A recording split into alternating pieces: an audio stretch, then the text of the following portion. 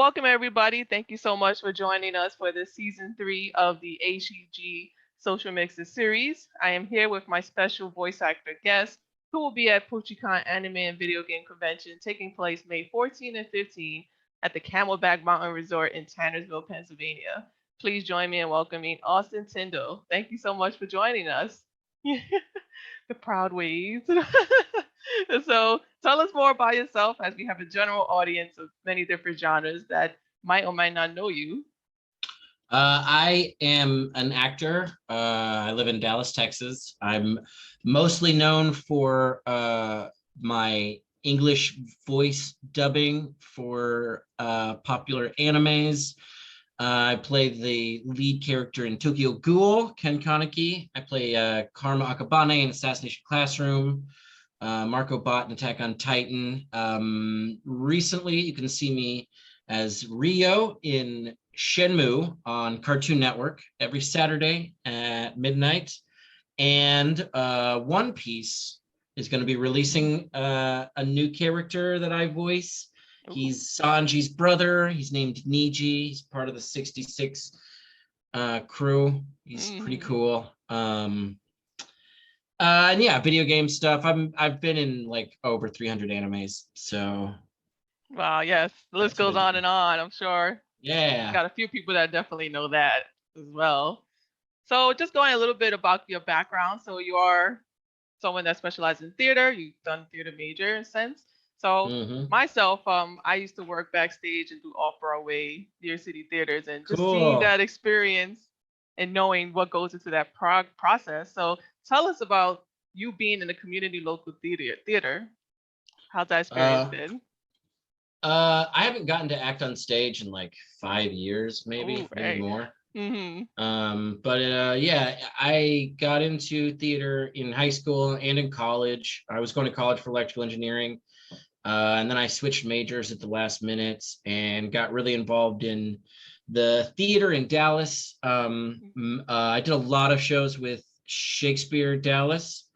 So I was in their company, repertory company, like every summer for like 9 summers. Meanwhile, I had a full-time job as an office manager for a nonprofit. And yeah, I took up all my free time. Definitely a passion. If it was possible to make a living doing it, I would probably try to pursue it more heavily. And I would say that everything that I learned on stage definitely applies to how I act in the booth. That's why when anyone asks how to get into voice acting, me personally, I always suggest that you go spend some time on stage, because that's really where you kind of learn your own instrument. Right, that's so true. You know, me being backstage and seeing the summer shows we do, because they do summer shows here in New York City, Central Park, and knowing a lot of it is like you have to just sometimes go with the moment at times, especially if it's community theater and like, ooh, like we got to get this improv right, or it's not always gonna go to the script.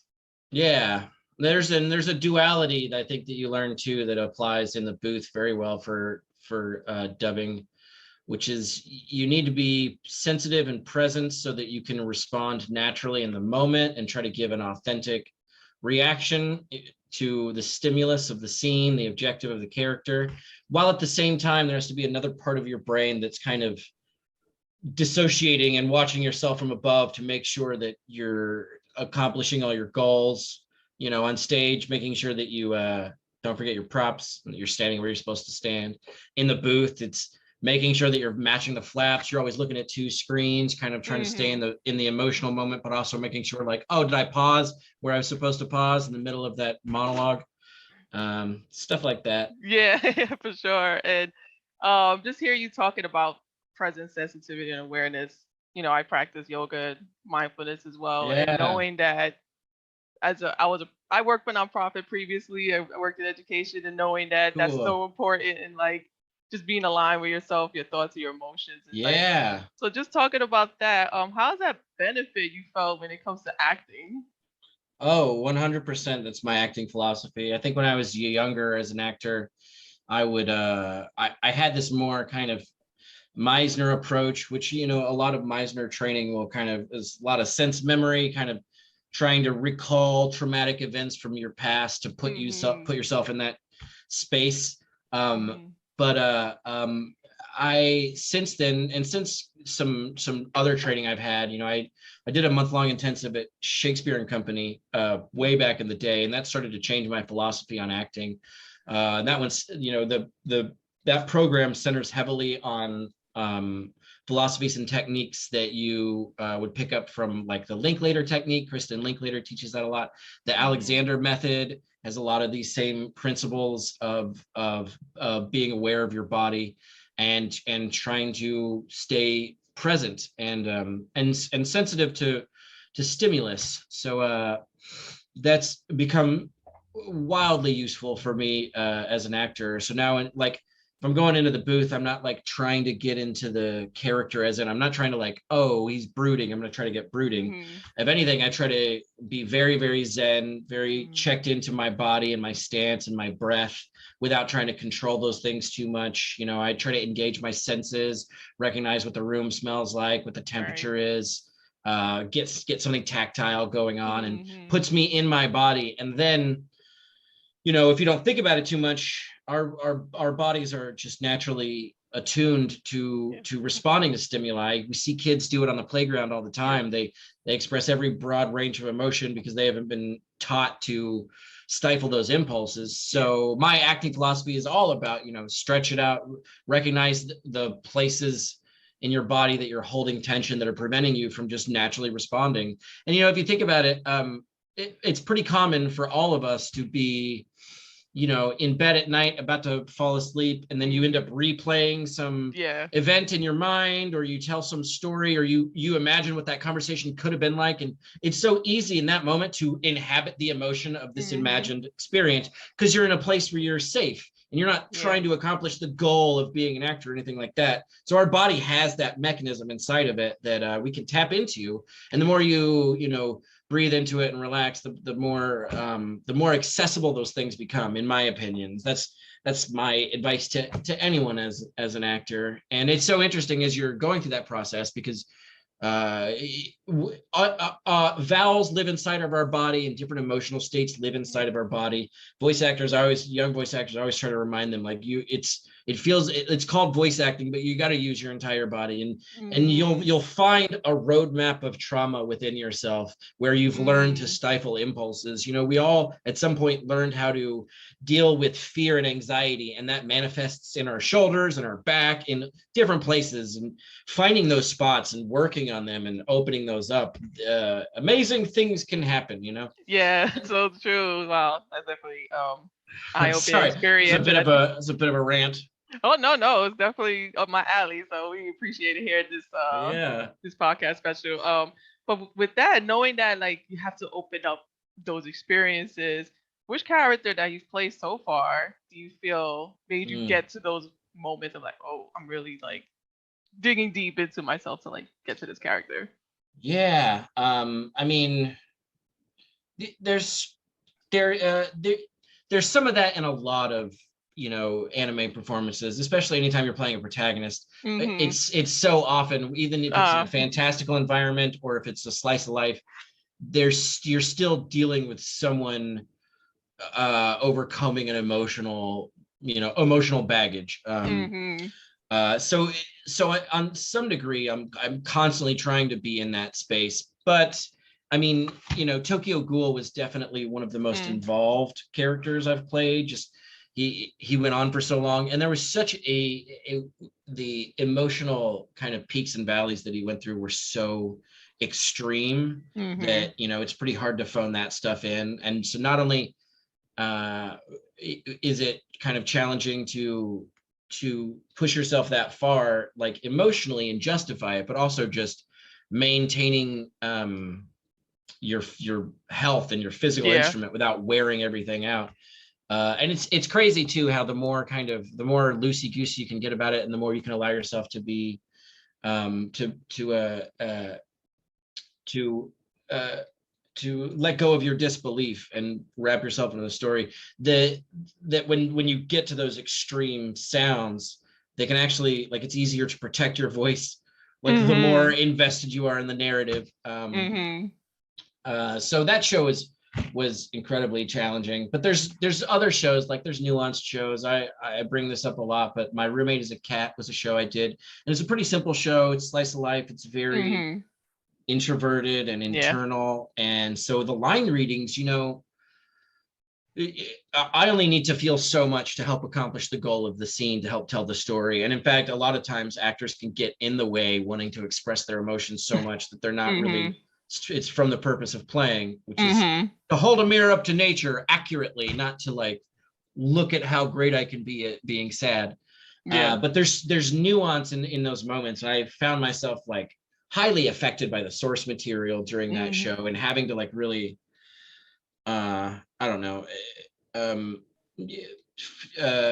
find new, more authentic ways to express these not vocally taxing emotions. Right. But yeah, because gray. I get it, because some of these emotions, like, while you have to voice the, you know, the part, is like some of them are sometimes like have to act it out. You have to just be in that whole physical space to even get the whole moment of that one line, whatever it may be, you know. So with that, like, so you're in that headspace, right? So how do you get yourself out of that? Like, do you have a method or strategy you do just to come back to yourself? I mean, it's you. The more, you know, the more flexible you get, the more it's like you've been in one direction and then snap back.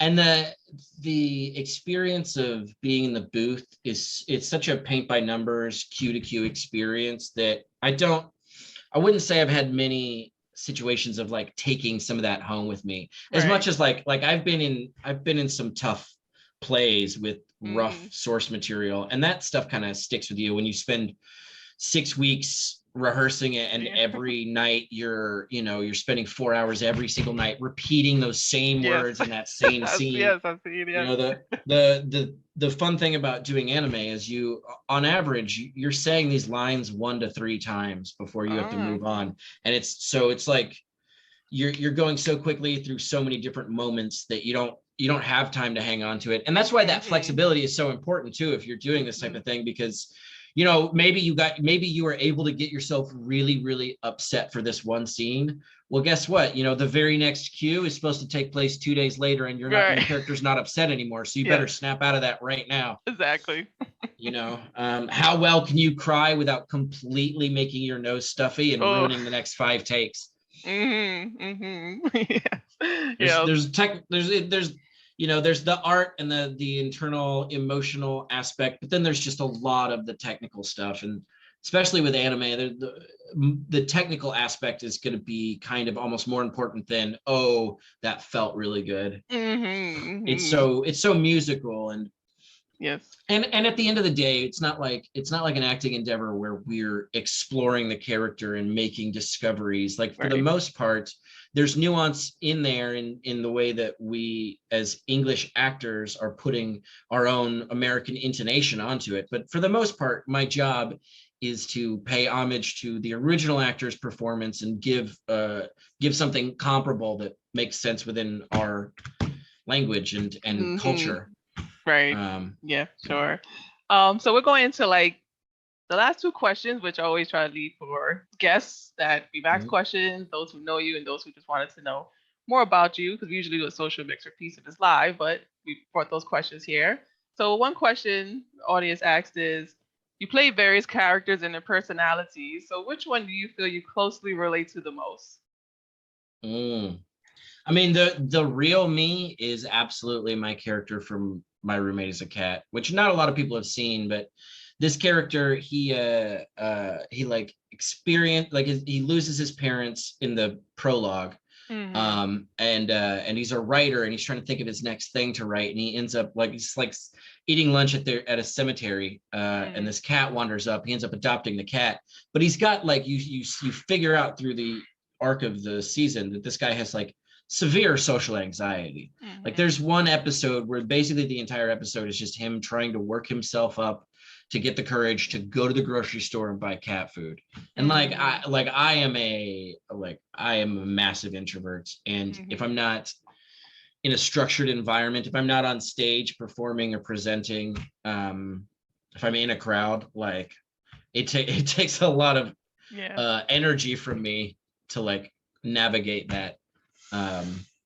Yes, definitely. I'm with you with that. It's like you gotta Yeah. have that balance, of like Right. I could be here this moment, go to the party, you're like, okay, I need to go take a break somewhere. Yes, absolutely. Catch your breath in a sense. So the last question audience member asked is, so you play various characters, especially in Dragon Ball world, Mhm. Dragon Ball Z world, and some of these characters end up dying. We've had more than one character die. So Oh yeah. so do you see yourself as, Sean Bean, he's the actor from Game of Thrones, and GoldenEye, he's always dying. They always say, oh, he's always Uh-huh. dying. So as a meme, there was a meme about this. Oh So man. would you say you are the Sean Bean of anime characters? I would be honored to have that title, but I don't know that I deserve it. Uh, I mean, a lot of people die uh, in these shows, but it's an interesting question. That's something I'd like to ask other voice actors. Is like, do you have an idea of how many times you've died? hmm Because there's a lot of animes where like if you're not one of the main five characters, like you're gonna die. Uh-huh. Uh, but I would say I would love to say that I could be compared to Sean Bean, hmm 100%. Do you find out beforehand, like your character gonna die? Is it one of those No, surprise? no. Like it's always fly by the seat of your pants, and there's especially now that there's simuldubs, things go by so quickly that like hmm unless you're a major character, the chances are like the director is not going to remember everything that happens to you because they're going episode by episode every week. Nobody's ever got a break. hmm I mean, I remember when I did Attack on Titan, which was one of the first kind of popular roles that started getting me invited to cons and stuff. hmm And he dies in like episode 6, but he's billed as one of the main characters. And hmm that's like one of the big things that happens early on is the show like George R.R. Martin's you by like showing you like, look, Yes. some of the main ones can die. hmm Um, but I remember the moment in the booth. I just finished this like rousing monologue. It was one of the bigger monologues in my head. I was like, oh, hey, my character, he's like getting more screen time. Maybe we're gonna hmm get something going on. And then like the very next thing that happens is the director, he's just like, I just look through the window and I see him like scrolling on his computer, just looking confused. And he's just like, oh, wait, you died. Yeah, get out of the booth. Because my character dies off screen, so I didn't have Oh no. I didn't get to Yeah. see this. I didn't get to see the ending. Yeah. He's just like, oh, I forgot you're dead now. We're done here. Yeah. Like, oh, okay, I guess I don't have a job anymore. Oh no, oh my gosh. That's Yeah. that's a moment. That's definitely something a moment to think about. Like, okay, next. Yeah. Absolutely. Right. Yeah, totally. Well, Austin, it's been a pleasure to talk to you in this short Oh, and you sweet too. segment, and definitely let people know what things you have coming up. Yeah, definitely check out Shenmue on Funimation. And there's some shows that are about to start streaming in April. I'm not sure if I'm allowed to announce them, but there's some shows Right, coming back that right, have right. new seasons that I'm a character in. So do with that what you will. And if you want to follow me, check out I mean, I haven't been on the internet very much this year, but I'm trying really hard to get back on my TikTok, but just uh, at Austin Tindle on all my handles, Instagram, Twitter, TikTok. Go follow me, push the like buttons, hmm make uh give me internet presence so that Yes. producers will want to hire me more. Yes, you heard it. So join Austin and PuchiCon at May 14th and 15th at the Camelback Mountain Resort. And it's a pleasure to talking to you, Austin, and You everyone. too. Thank you so much. Thank you. All right. Nice talking to All you. right. Take care. Thanks. Have a good one. You too. Bye. Bye.